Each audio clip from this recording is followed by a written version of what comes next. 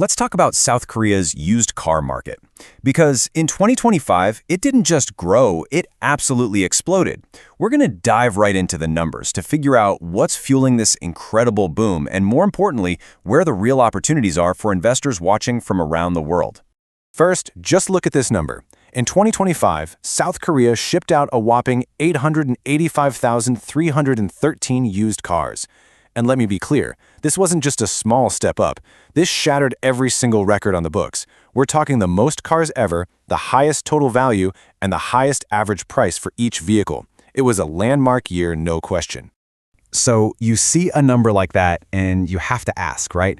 What in the world is going on here? What's the engine behind this incredible growth? And for anyone looking at this market, where are the smart places to put your attention? Well, that's exactly what we're about to unpack. Okay, let's get into our first big insight. And trust me, this one is fascinating. As huge as those official numbers are, they don't even paint the full picture. There's actually a whole hidden layer to this market that shows just how deep the global demand really is. Now, check this out, because this is where it gets really interesting. On paper, the official number of cars registered for export was about 721,000. But the number of cars that actually went through customs, that was over 885,000. That's a gap of almost 164,000 vehicles. So where did they come from? Well, here's your answer. It's what we're calling the hidden market.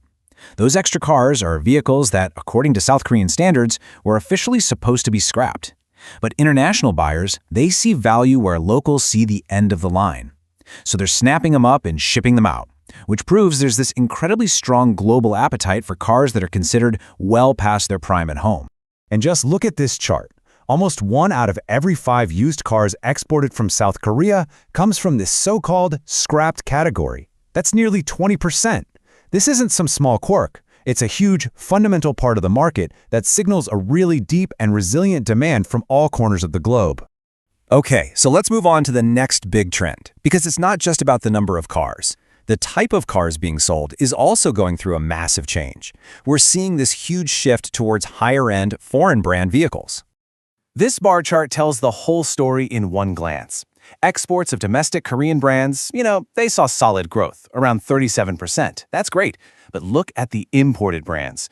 Used foreign cars, think BMW, Mercedes, their exports skyrocketed by a massive 81.6% in a single year. That's a huge sign that this market is quickly moving up the value chain.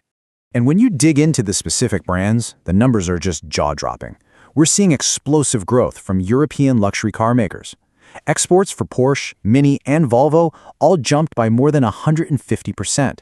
And the German giants, Mercedes and BMW, they both grew by an incredible 116%.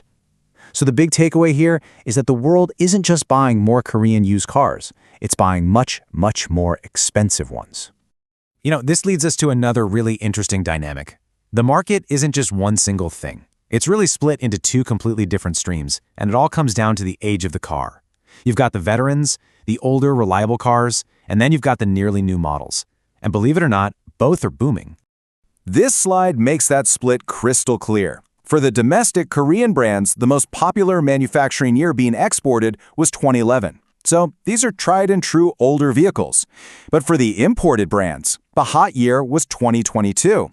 We're literally talking about cars that are just a couple of years old. It shows you there are 2 totally different markets thriving side by side. And for any investor watching, this is a really important number.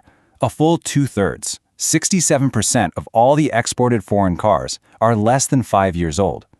For Korean brands, it's just 39%. What this tells us is that the high-value, luxury part of the market is all about these nearly new models, making it an incredibly fast-moving and dynamic space. All right, so we've been looking at the trends and the big numbers. Now let's get down to brass tacks. Let's name the actual cars, the superstars that are leading this export charge. On the domestic side, the undisputed king is the Hyundai Porter. It's a light commercial truck, and with an average age of over 10 years, its popularity is all about pure utility and being rock-solid reliable. After that, you've got sedans like the Grandeur and Sonata.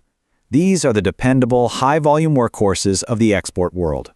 Now let's compare that to the imported list.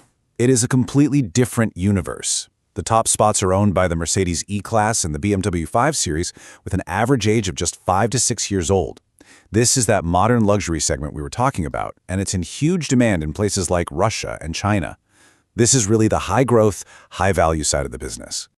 So when we pull all of these different pieces together, what does the future look like? Well, the data is pointing to a market that's not just getting bigger, but also smarter and more sophisticated. And that's creating a landscape that is just packed with opportunity. So let's just sum it all up. We're seeing record-breaking growth in both how many cars are sold and how much they're worth. There's this deep, hidden demand that the official stats don't even fully show. And at the same time, we've got this explosive growth in the nearly new luxury car space. This diversity creates a really strong and sophisticated market for all kinds of buyers. It's a very exciting picture. And that really brings us to our final thought here. This market has clearly proven how strong and adaptable it is. The data shows a powerful engine for growth. So the question for the future isn't if it will grow, but where that next big wave of opportunity is going to come from. Will it be electric vehicles, new countries to sell to? One thing's for sure, the world is definitely watching, and the road ahead looks pretty exciting.